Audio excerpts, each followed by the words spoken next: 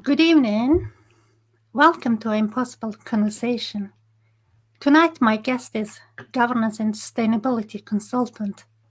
I believe in future fit businesses as a forces for good, Dr. Pamela Ravasio. Welcome to I'mPossible conversation, Pamela. Thank you for having me, Suki. Really nice to be here. It's an absolute pleasure to have you here. So you are based in Switzerland and Yes. mountain lover. Oh, yes, very much so. When I asked your favorite quote, you said, "Life is not measured by the number of breaths you take, but the moments that take your breath away." So tell us about the summits you've conquered and the feelings when you're on top. Right, just maybe as a caveat ahead of time, I do climb mountains, so people might call me an alpinist, but the reality is I'm more motivated and talented. So I'm certainly not going for the big mountains like the Everest or even the Matterhorns, but I do love to go to the mountains, be it hiking as far up as I can or alpine tours. I've done this past summer, I think it was 4,000-meter peaks, dragging up all the gear, dragging all the gear down again, obviously. And I mean, it's hard work. And I'm always sort of at the tail of the group because the others tend to be so much fitter than I am. But once you get to the top, and in particular, this past summer has been just amazing in terms of the weather we had. Once you get to the top, and usually you leave like when it's pitch dark, so 2:30, 3 o'clock in the morning, 4:30, 5 o'clock if it's late. Wow, and that's early. That's early, and then you're at the top by maybe 10, 11 if it's late, because you have to start going down before the snow and the ice gets really mushy, and then it gets dangerous as you go down over the glaciers. But when you're at the top, when you get to the top, and the sun maybe has started rising at maybe 6 something, you get to the top before lunch, reasonably before lunch. And on those days we had the summer, it's like the landscape of all the Alps. You could count the 4,000s, you could find all the peaks, you saw the landscapes, the glaciers, and just the power of nature. And for me, and that's why I'm saying, is like the moments that take your breath away. The mountains for me are that eminent example of you're there, and already walking up, you feel tiny because it's such a lot of effort, and you walk past those peaks and boulders and whatnot, and you're tiny in comparison to it, and you really feel the power that nature has, and then you're such a tiny minuscule piece in that. And you get to the top and you feel even tinier, but in a gorgeous way, because unless you're up there, you don't realize really how tiny we are and how much there is to this world and to nature, and the strength of the tectonic plates that created that environment, and the climates that were needed to make a landscape look like it does. And for me, those are the weekends. It's a pain to get out early in the morning, and it's tough work getting up to the mountain, and it's sometimes just as tough to come down again. But those moments are irreplaceable. You're there. It's even if there are 10 others up in the mountain, it doesn't matter, because at that moment it's you and the view, and that's it. And that's what I so appreciate about being up there. It's not, you don't have to go to a mountain to experience that. Some people have it surfing, swimming, snorkeling, free diving, you name it. Mm-hmm. For me, it's the mountains. And, it just gives me that I'm at peace with the world on the one hand, and at the same time, it's also, you said I work in sustainability, and it's trying to get people to live within the means of what this planet provides us with. And being up there really gives me the reason to do that, and the reason to get up in the morning and keep trying and keep pushing. I might not see the results, but unless I try, how else? So being up there is kind of where everything comes to a full circle for me. So when did you start interested in sustainability, and what would, like, actually, do you know what was the first summit you conquered? So I started really late going to the mountains. I think my first one was, strange enough, in 2000, I think it was one, during my PhD. And it was one specific thing that I wanted to do. And it wasn't even a summit, it was a glacier. And there's the Aletsch Glacier in Switzerland, in the Bernese Alps, which is a confluence of 3 glaciers. So there's the Jungfraujoch, and behind there's a huge glacier, sea, if you want. 3 glaciers that historically came together. And in the middle where they congregate is a square. They call it the Concordia Square, which means like where they come together. And on top of that square, about probably 150 meters above, 450 feet plus minus, there's a hut. And in the 1880s, when that hut was built, the hut was right on top of the glacier. Like, you would get off the glacier, you would enter the hut. Today, it's 150 meters difference, and you have to go up through a zigzag of ladders. And I had heard about that, but never been there, never been on the Jungfraujoch either in all my life. So I signed up to one of those mountain schools for a 3-day tour, borrowed all my equipment, and off I went to the Jungfraujoch, and then we walked down over the glacier to that Concordia Square, stayed overnight in that hut, back down in the morning, up to another hut, a night there, up another mountain, and then down a whole different valley. And that kind of got me hooked from there. Then a few friends of mine did a few tours, and I latched on. And then while I was abroad for 14 or so years, I stopped. I had no one to go with. There were not a hell of a lot of mountains as I knew them. And I stopped. And it's not until I came back to Switzerland almost now 4 years ago that, thanks to the local Alpine Club, which is a big chapter of the Swiss Alpine Club, the one near Zurich, I just signed up and latched onto the program that they're offering. So that's how I got back into it. Interesting. So tell me about yourself. Like, how, because we talked about your interest in judo and playing violin since young age. And yes. How come you ended up in the mountains? Well, in Switzerland, I guess it's like mountains are close by, right? My parents don't necessarily have an awful lot of mountain ties. To ski sports, yes, my dad, my mom less so. So I guess it's partially coincidence, partially opportunity, and partially that I would like to try that out once. I did climb for a while, sports climbing, and then no climbing partners stopped doing that. But it was always the same story. It's like I'm not particularly talented at all, and I'm bloody scared of heights. So I always need someone who kind of takes me along on the rope, like you do with a small kid in the hands. But I guess, so judo and violin for me, I mean, I started both as about 4 or 5. And that was at the time when, every kid had to choose their sports, and did football and the other tennis and the third ballet. And the same with an instrument. Back in the days, they wanted me to start playing the recorder. And I looked at that and said, I'm not playing the recorder. Not going to happen. You can try me, but not going to happen. I'm not taking that instrument in my fingers. But was desperate to try the piano. But I was tiny. I'm tiny today. I was really tiny back then. And too tiny. The teacher said to start piano, so I ended up with the violin, and that's how I carried on through to when even in uni, I still played the violin for some time. And judo was kind of similar. It was like I didn't like football, didn't like tennis.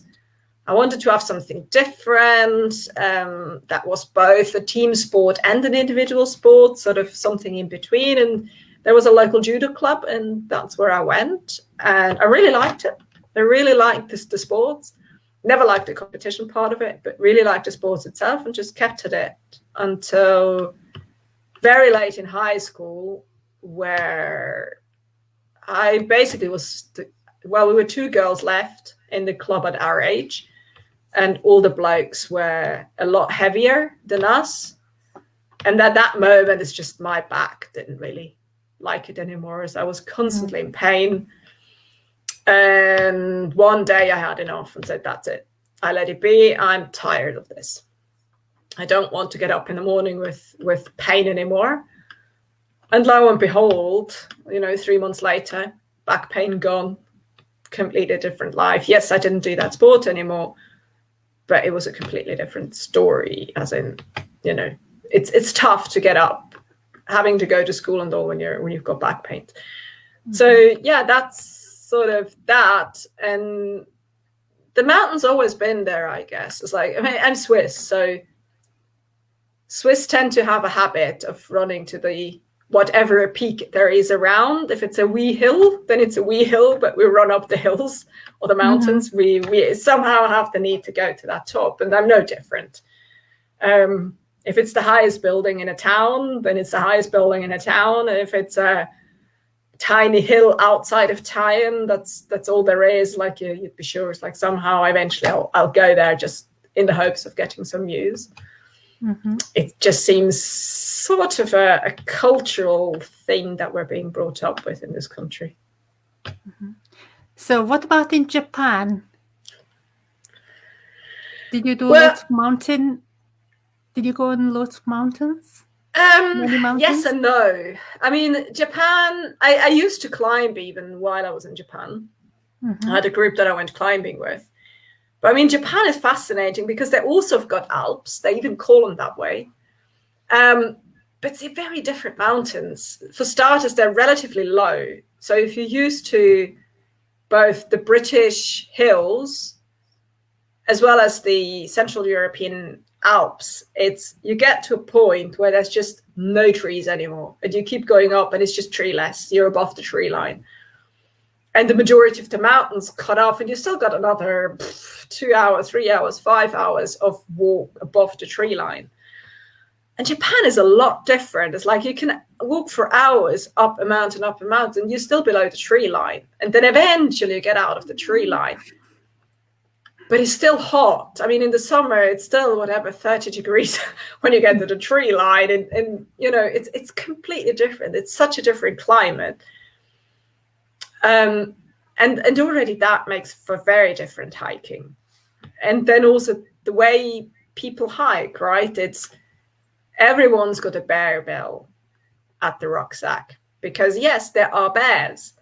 Not necessarily during daytime, but yes, there are bears. The huts are completely differently organized. I mean, I remember here we've got, you bring your sleeping bag and you've got 60 centimeters, 30 inches or thereabout for yourself at least. Mm-hmm. And there it's one tatami, which is 80 centimeters by 180. But for two people, you sleep like sardines, like head one way, so feet by feet, like so that way. Everyone very disciplined, but everyone is much shorter than us Europeans. I'm at the top end. I used to be at the time at the top end of the Japanese size range. So it made for a very interesting experience to do that. All very well organized, very safe. It's like, yes, I mean, there's a lot of wayposts here, but on the mainland at least. And then you go to Hokkaido, and then it's really wilderness. I mean, you can go out, no indication whatsoever. You might not encounter anyone for days. You have to drag your food, your water, your everything with you. And that is an experience that is very different from how I know it from around here. Mm-hmm. So you went to Japan as a computer scientist, and you had a turning point there. Yeah. Mm-hmm. Yeah, so I went as a postdoc over. I did my PhD still here in Switzerland I studied computer science, and the PhD was on human-computer interaction, so interface design and things like that. And I went over desperate to leave. Went for a year back into academia in Japan as a postdoc, but already with a plan to bail and find myself a job, which I managed to do, and went to work for a large German tech company. And thought I'd scored the lotto. Now, as it goes with lotto, it's not always what you imagine it is when you win it. And it was no different in this case. It was a very promising project on paper. The intention was to bring an electronic patient charter, patient record system that existed in the US to the Japanese market. But as I mentioned before, I mean, Japan takes, I mean, I say Japan, but the reality is, in particular, when it comes to healthcare or education or a number of those topics, each country is always very peculiar. So you can't just take something and drop it there and expect that things work. That's just an illusion. And it was no different in this case. So that project was very tedious, very political, and sometimes for times on end, we would twiddle our thumbs waiting for the big boys and girls overseas to take strategic decision on money to be invested, on how to sell, not to sell, what to investigate, not to investigate, and what company to buy, not to buy. And it was really tough on the team. And thankfully at the time, and this is sort of how I got into sustainability eventually, is because I was so desperate and bored, in a sense, that I started to pick up, I would say, side projects. So on the one hand, I started to volunteer and spent my nights and weekends and waking hours for what was then the first food bank in Japan, Second Harvest Japan. It was a tiny, tiny thing back in those days. We're talking 2006, 7, 8, thereabout. Tiny, tiny thing, loads of volunteer work, but still it ran a soup kitchen that fed 600 homeless every Saturday. It turned around about 10 or 15 tons of food every week that got picked up and redistributed to homeless shelters and things like that. I mean, it's grown beyond recognition these days. After all, there were things like the tsunami and similar things. So at the back of that, everything has grown significantly. But back in those days, it was really tiny, and every hand was really neat. And that's how I learned to do food logistics and health and safety for food preparations and things like that. And in parallel, I got involved in the things like paper trail compliance in the business and things like that. And then maybe after a couple of years on that project, I just gave up. It was driving me mentally to the brink. And I just really couldn't take it. I was close to depression and quit and thought, I've got another year on my visa. I'll be able to find a job. Now, this is what, and then, as the saying goes, life is what's happening while you're busy planning it. And that was no different. So 6 months later, the financial crisis hit Japan, which was a little bit later than it hit the UK. And with that, any hopes of finding a job in Japan were gone. And I had to start to get sort of used to the idea that I would have to leave, even though initially I didn't want to. And it was around the same time that I actually had realized that my work on those side projects within the company that had more to do with societal impact and employee engagement and sort of, contributing to sort of society in a bigger way, in a bigger context, same as with Second Harvest Japan, that's where really my hard blood was.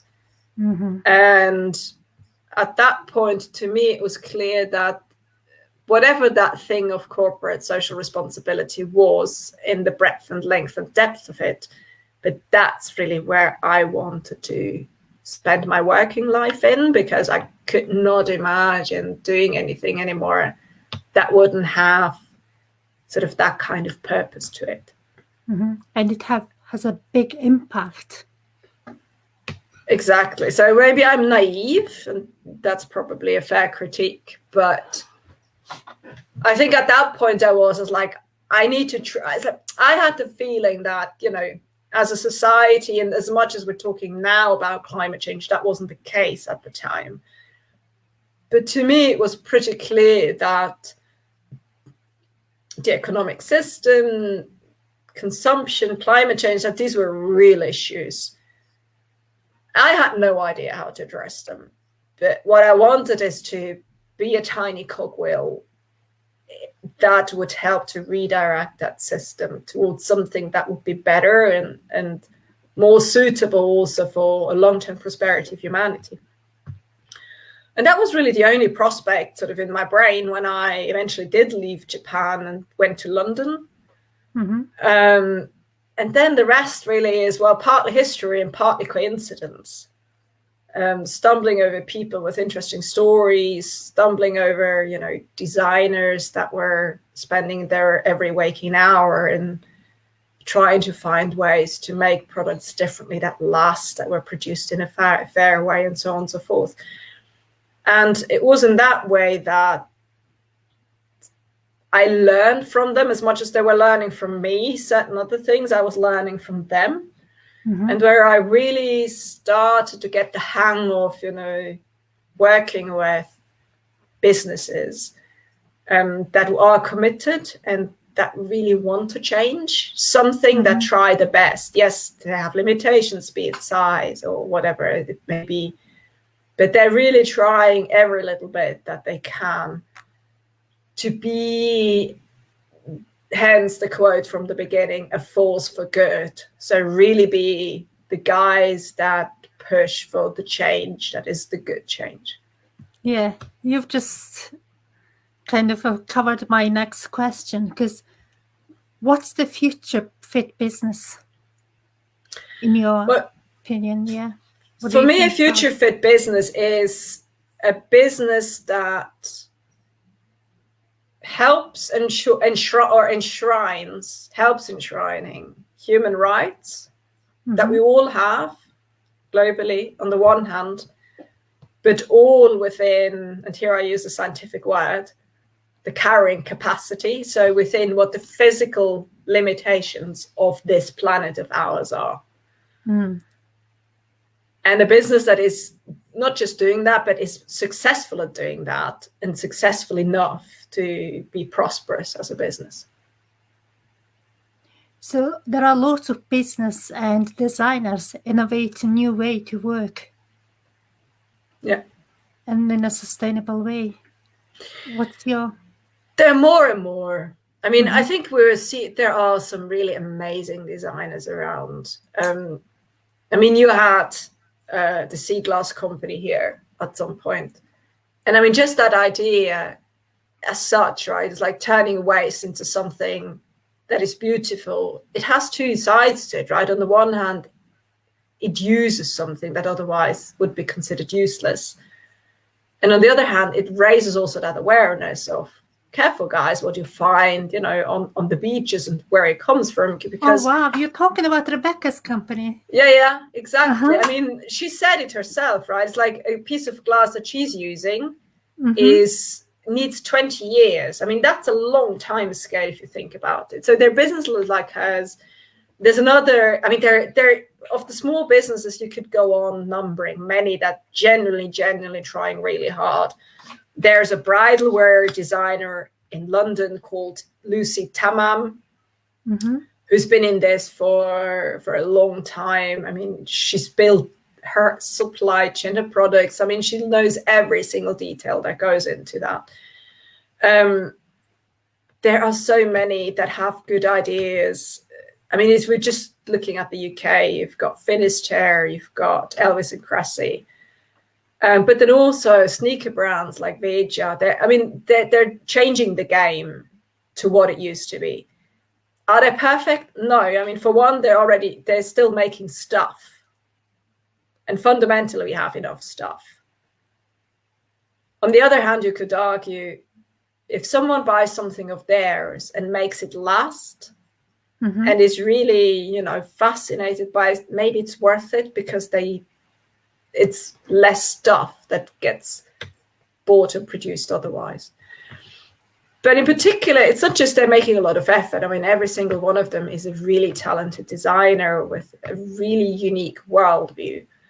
So they bring the best of two worlds together. They bring the stringency of being better, doing better, together with a unique view on design.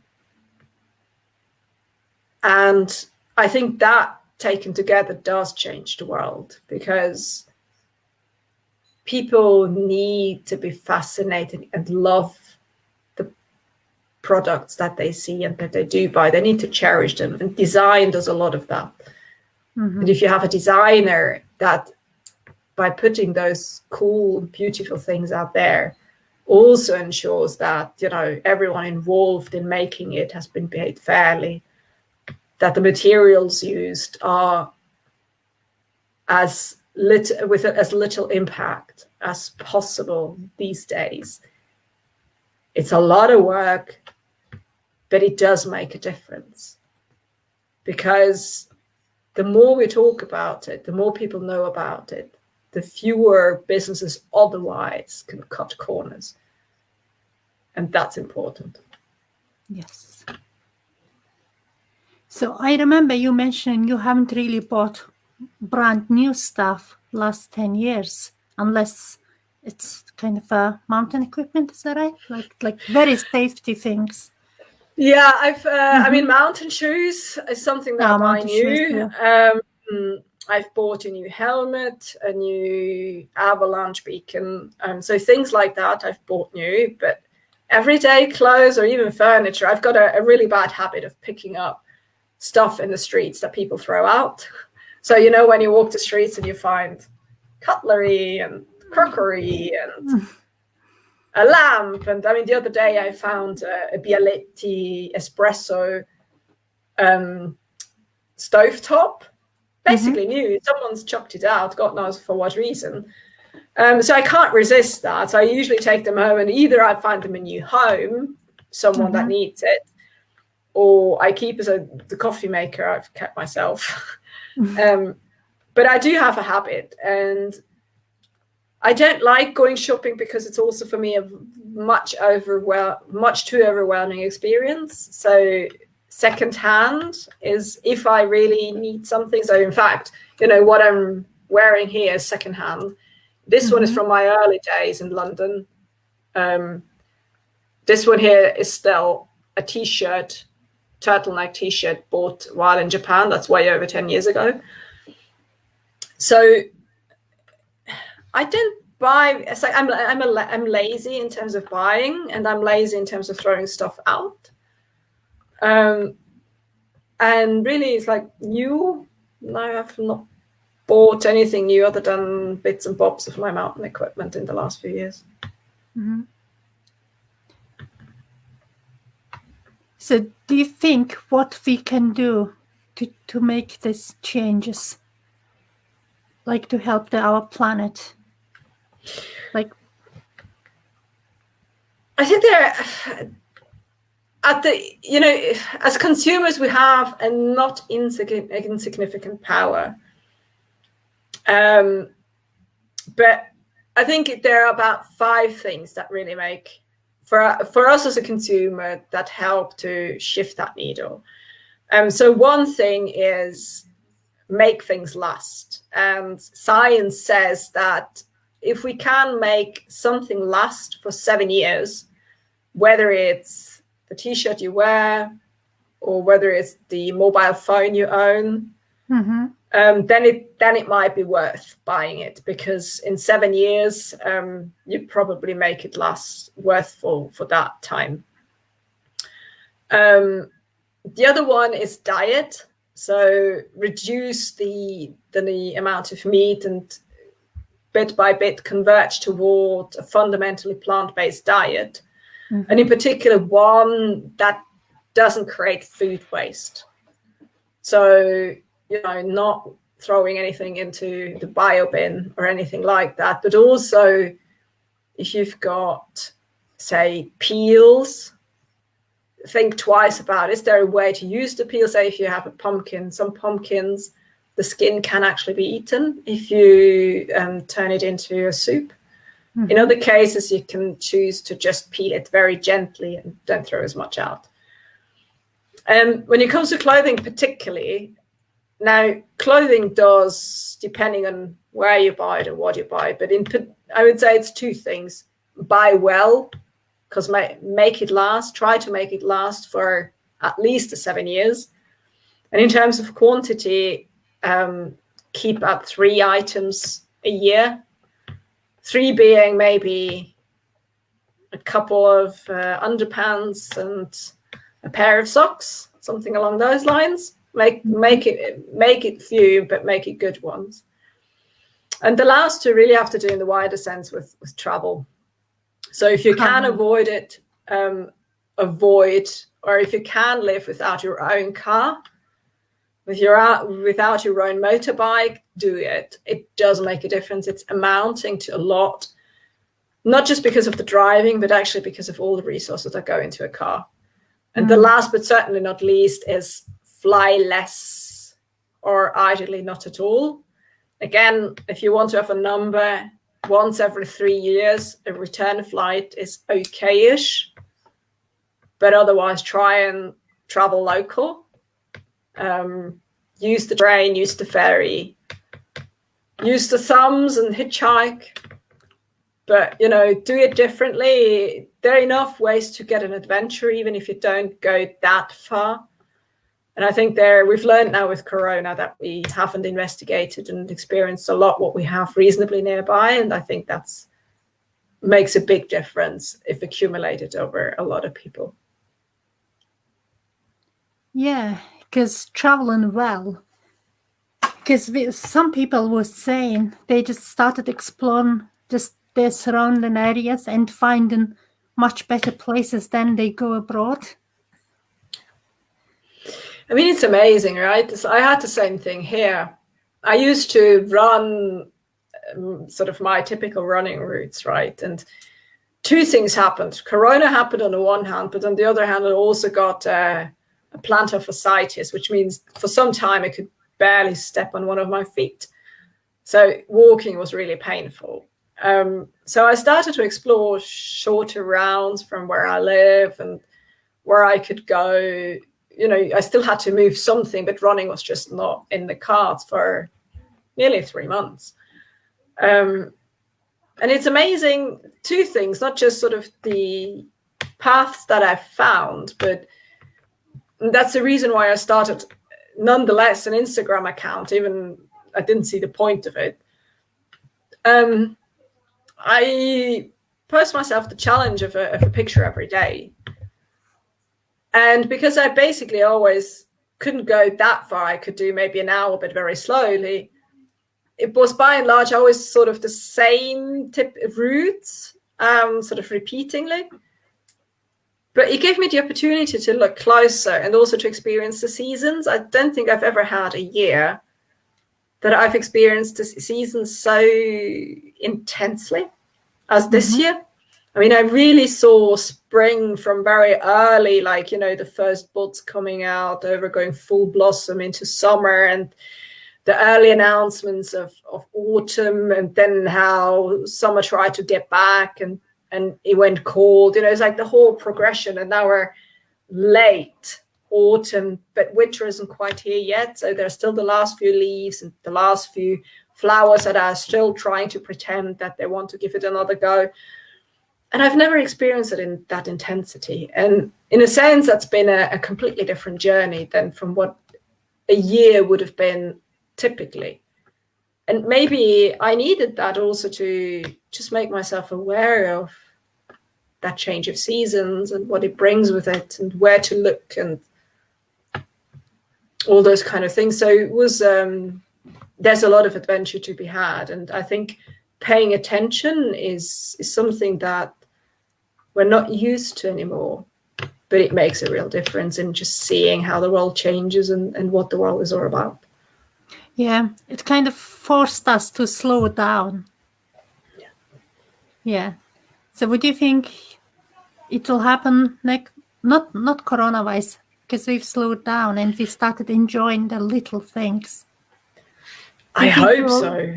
Yeah. Would you say you would be similar speed next year, a year after? How sustainable is that? Or are you going to be back busy, Pamela? It's it's an interesting one, because on the one hand, days can be busy, but I think what won't change, at least from where I'm sitting, is I've taken that deliberate decision to spend at least an hour every day on a walk and going outside. So in the summer, it used to be very early mornings. Now with the morning, the sunlight coming out quite late, that's no fun anymore. So it tends to be now early or late afternoon, often late afternoon, sort of before and around sunset. And I think that's a habit that I don't necessarily will let go. Yes, there might be busy days, who knows, right? But I think fundamentally that break and that going out and that just let my mind dangle about wherever it wants to and whatever branches it wants to swing itself on. I think I've come to appreciate too much having that liberty and doing that. So that's one. And then the other thing is, I think it's also, I got back a liking of, I used to do that years ago, long distance hiking, and have gone back every so often to do it. But I think talking of slow, it's like, I'm toying around these days again. It's like, well, once I can again, it's like, how fun would it be from, say, a walk from Zurich to Paris, or from Zurich to London, or from Zurich to Rome, whatever, right? Which is, yeah, maybe it's a month on the road or something, but it's not impossible to do if you do it in small bits and bobs. So 20k here, 20k there over the course of a month. Why not going to wherever it is, right? London, Paris, Rome, Vienna, whatever. Why not do it completely differently? With or without tent. Not sure how I might or not do it. But I think I've started to lick blood again on some of those travel modes that I, on occasions, did in the past, but kind of never got around to it anymore. So yeah, I might be in the card again to look at another long distance hike at some point, hopefully next year, all going well. And otherwise, it's going to be the year after. Let's see how the whole situation evolves. Fingers crossed, it's next year. Yeah. So we talked a lot about recycling, like before in our interview. So tell us a bit more. What we can do in the recycling wise. Yeah, I mean, it's like it's one of those. It goes a bit back to make stuff last, right? And in a similar way that I, pick up stuff on the streets. For one, they're free, but two, they're really good to use. I think recycling is a little bit undervalued because we associate it with what we know the towns are asking us to do. So bring your glass back, bring your paper back, and all that kind of stuff. And then we trust the system to go from there. But there's another process entirely before that even, which is, if you think about even jam glasses or honey glasses. Now, if you're someone that makes jam yourself or marmalade yourself, I mean, the first step of recycling would be find the glasses that fit and reuse them. Don't chuck them out immediately. And in particular, don't lift the lid with a spoon the first time around, because if you don't, then you actually can hermetically seal them again. So these are the small things, that there's even an in-between process between the new thing and it having to get chucked out. And, you know, and there are certain things like aluminium foil, like underwear, that when it's worn out, a lot of people tend to throw like used aluminium foil, used underwear, even clean, just with holes, just straight into the bin. Now, the interesting thing is, first of all, both of these can be recycled, technically speaking. So any of those kind of resources, never, ever throw them in the bin, ever. The same with bio waste. If you possibly can, you know, either put it in your own compost if you can and have a garden. Find someone who has a compost who can put it in there. And sometimes there are city farms, in particular in the UK, there are city farms. London does have city farms that do their own composting, and they sell the compost afterwards for people with allotments and things like that. Or if you then otherwise really, really use the municipal green and wet waste pickup, because it makes a difference. Otherwise it gets burned, and actually burning, even if it's old underwear, is burning a fiber that can be reused. That there is, as we go, you know, the technology improves, but at the very least, it probably is going to be turned into a floor rag. So at least it's got one more life to go. And as time goes by, we probably can extract even more value by separating the fibers, the cottons, and the acrylics that are in there. And then it nearly has the same value. Again, it can be turned with a couple of steps in between, you know, into a good product again. The same with aluminium foil, you know, it's like aluminium foil is still aluminium. It can be melted, it can be turned into aluminium again. So there are all those small bits and pieces that, same for small electronics, you know, it's like, give them back. There is gold and other rare earths in there that are worth it. And there are specialists who can extract a lot of value from there, but also in particular, they ensure that whatever technology can do with the materials is being done. Now, granted, you know, in some cases, stuff has been shipped abroad for no other reason, just because it's being cheap to ship it abroad. But that doesn't mean that we can't do it here. I mean, there's plenty of technology and knowledge around in Europe, in the UK, to do these things. And in fact, some do, you know, there are clothing pickers, they're called, so clothing recycling companies that extract a lot of value from old clothing. They segregate it, they take out the jewels, as they call it, like the vintage Levi's that they can sell to Japan. The very well looking dresses from Burberry or from Esprit, and the charity shops will sell them on. They will separate by, say, if it's winter stuff that really can't be sold here anymore because it's out of fashion. Eastern Europe sometimes is really keen to have those, because there are still very, very poverty-stricken areas in Eastern Europe that need that at a low price point. So it goes down the grades like that, and that's why I was saying before, and at the very least, the fiber itself has a value. And the fiber itself can be turned into something. Insulation, floor racks. Yes, it's not ideal, but it doesn't get lost. You know, there is a demand for those kind of things. And never just throw it into the waste bin, because the waste bin gets, at the best of cases, incinerated. In Central Europe, that probably would be in tendency the path. In the UK, more likely it's going to go to the landfill. And landfill, again, is a not so nice animal, because it does generate greenhouse gases.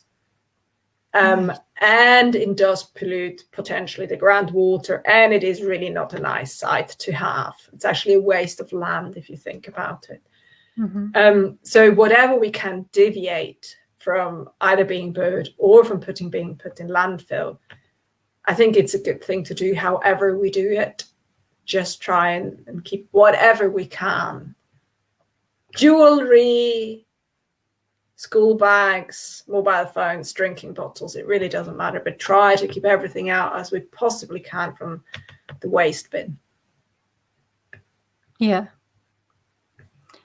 So how many percentage do you think of all our waste can be recyclable? Obviously that depends household to household, but is it probably 70% of our waste is recyclable? Well, I would always say it's there are two ways to look at that. What can be recycled today, and what we will be able to recycle in a few years. Today, I would say a lot of the sort of hard plastic things, plus the metals, plus clothing, wood, paper, cardboard, all that can be recycled. Hard plastics is the plastic of a computer, the plastic of a printer, that actually can be recycled. Plastic is a difficult one in as far as there's so many types around, and not for everyone for a lot of them exists the tech, but it's still expensive because it's in scale out. So that's why I'm saying we have to separate what we can do today and what will happen tomorrow. But I would say, if it's just for the technology, not thinking of whether it is available locally and whether it is available at industrial scale, I would guess that probably way over half could be recycled. And if you take out the wet waste in addition to that, I would say we're probably left with 20 or 30%. And if we're starting to even look at those things, so things like, say, saran wrap, which is notoriously unrecyclable, and start to replace that through, say, beeswax or just a linen cloth in some cases, or even a rare, silicone I'm not too keen on, but it's if you buy 2 or 3 of those silicone covers that you can stretch and put over, containers and make them last, it's actually worth it. It's really worth the investment. And once we start looking at those things, coffee capsules. First of all, you can buy, if you really want capsules, you can buy the ones that you can put the coffee in yourself and still use the machine. But coffee capsules is one of those, it's really, it's very expensive coffee. The kilo, it's probably about 5 to 6 times, if not more, if you calculate about the price of coffee. So the capsules are extremely expensive. It's just they don't sell them by the kilo, they sell them by the capsule. So no one actually notices how expensive they are. And then it's just a lot of waste around it. Why not use the stovetop espresso machine, or the ones that you can, have that little thing to densen the coffee powder, and then in the old espresso machines in Italy, put it in and turn it round. I think that would be a huge difference, things like that. Yeah. So because you work with lots of different companies, what was the one of the exciting new innovations towards sustainability and an exciting project? Right now, I think in particular in the textile space, there's so much cool stuff going on. So there's a British company that is called not made again. It's also saying, hang on, worn again. There we go. Worn again. They've developed over the last 10 years technology that you can throw garments, so post-consumer garments, so you don't know exactly what is in there. All you know, it's cotton, polyester, and maybe something else. And it's called what is called a chemical recycling process. So at the end, what you have is cotton, but in its chemical component, which is cellulose, and polyester in its chemical component, which is PET. And you can use both of those components again and to make new stuff out of it. There's another company in Finland or Sweden, it's called Renewcell. They take like old, shredded, bad quality cotton clothes with very short fibers, so that can't be properly woven again and all that. And they do exactly the same in the sense that they put some special chemical in and turn it into pure cellulosics. And then it can be turned into yarn again and in other things. So there are a number of those types of approaches around. And I think that's absolutely fascinating because up until a couple of years ago, one of the most difficult things was post-consumer clothing, because what we always do is we cut out the labels, right? Because the labels are always at stupid places and they're always disturbing. And the consequence of that is we never know what exactly is in a piece of clothing, what kind of fibers they are. So if and that means that if we want to make something out of that in an industrialized way, it's very hard to do that because there's very little pure cotton or pure polyester or pure nylon. It's always there's a lot of mixing going on. And by using the chemical approach, you actually can start doing that. So you can take those components that are so interwoven in a garment, you can start to separate them out again. And then suddenly you've got the pure material, and the pure material, that's the king of it. With that, you can do a lot of things. And that to me is just some of the most fascinating stuff that is going on right now. Yeah, it's a very interesting. And how come you are into very textile and stuff? Because you have you won an award. Yeah. On that, haven't you? I think coincidence. I mean, I do a lot more than just textiles, but in the case of textiles, I think the beauty of it is, for us, clothing, and that's why I'd say it's like, at least in the beginning, I mean, the last few years I've done all sorts of products from metals and to food and so on, but textiles nonetheless has that one thing, is that every one of us wants to get dressed and wants to feel comfortable. And clothing makes a lot of difference to that. Maybe cosmetics for women and shoes for men potentially may still make that difference. But clothing makes a lot about what makes us comfortable to express our identity, what peer group we belong to. But at the same time, that also means that it has one of the biggest opportunities for the good.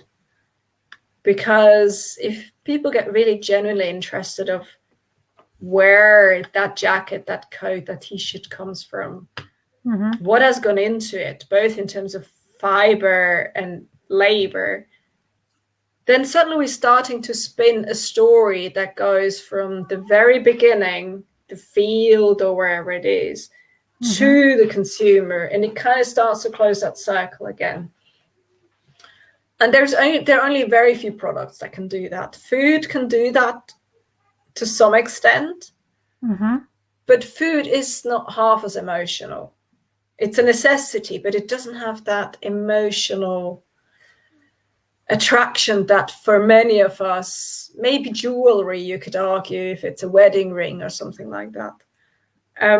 but it has that peculiarity of being very personal, very attuned to your taste, to your personality. And that was the thing that really got me interested in how can we make a difference through clothing. And then by coincidence, it just turned out that I had learned a lot from the designers in London. And by chance, I have family that sort of the prior generation, so my uncles, that had grown up in a tiny town near Zurich here that still had a silk weavery. So I must have kind of heard bits and bobs of textile talk when I was tiny. Mm-hmm. And then somehow, as Steve Jobs would say, connect the dots. But you always ever can only connect the dots looking back. Because looking forward, you see one step and not more than that. But looking back, you can start to make sense of where the stepping stones were. And that's how it's happened. That's how it happened. It wasn't planned. It's like one stepping stone after the other. And retrospectively, I certainly start to make sense of stuff. Mm-hmm.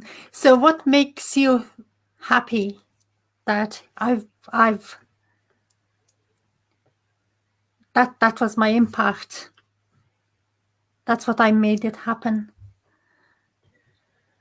I mean, there are big things and there are small things, right? So yeah, the small things for me are those conversations with people that in a small way you get those aha effects. Like, for example, a conversation with someone I've been knowing for a long time, but we were talking about precisely fiber mixes, because she liked a lot of, the running pants and stuff like that. Mm-hmm. And by looking at comparing it with other things that she knew better, which had to do with food and, ingredients and food ingredients, it was that kind of aha effect. I understand what you mean by ingredients and textile and how there are good ingredients and bad ingredients. And then there are bigger things. So one example is like I used to work for about 4.5 years in the outdoor industry. And at the time, with a number of the brands, I tried to get them to engage in this whole sustainability discussion, look at their supply chains, at labor, at different materials, at using recycled materials, so recycle down, so that the down jackets don't have fresh down, but down that had been from duvets and refreshed. And it was just to no avail sometimes. So some were very advanced, but others, it was just a dead conversation. And it turns out that in Corona times, I was looking at the website of one of those brands I had so been struggling with. Mm-hmm. And it's like night and day. I mean, where a couple only of years ago, it was just not a conversation at all. They suddenly flipped the whole thing around, and flagship products that have now the majority of the materials are recycled. The direct suppliers, where before they didn't care what was happening in their factories, they now have them not just audited, but on top of that, they have themselves as a brand audited and reviewed and assessed. So it was really night and day. And to me, that is like the big wins, in a sense. Like it was like, well, I might not be around anymore, but I don't care, because in the end, they're going where they need to go. And that to me sort of are the big wins where I really can cherish from and that make my day worth it.